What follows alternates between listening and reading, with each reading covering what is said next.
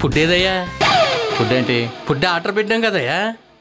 మేము వచ్చింది పిచ్చోడి కోసం. ఆ పిచ్చోడు ఇటే పారిపోయి వచ్చాడు మీ ఇంటి వైపే.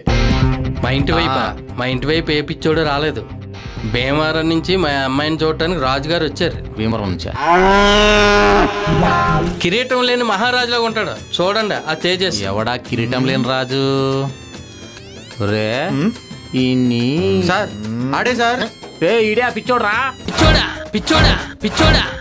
పడుకో పడుకో గట్టిగా పడుకుంటా నా కొడుకు. పిచ్చ నా కొడుక హాస్పిటల్ నుంచి పారిపోతావా? ఈడే ఆ పిచ్చోడు, భీమరాజు కాదీడు. అర్థమవుతుందా?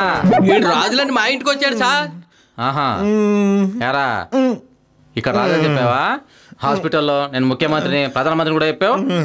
అప్పుడు అది వీడి పిచ్చోడా సార్? కాకపోతే ఏంటి వంకరా? వీడి తల పిల్లిని కొట్టారేంటి సార్? వీడికి సిప్పు దొబ్బింది.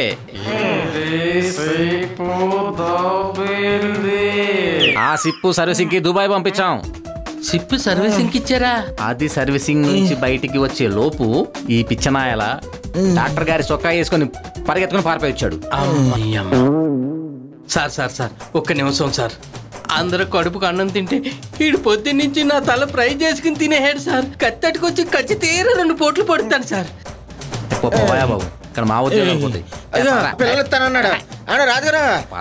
కలదడు కంటిన్యూ రాజుగారు. ఇప్పుడు దాకా పిచ్చోడితోనే నేను మాట్లాడింది.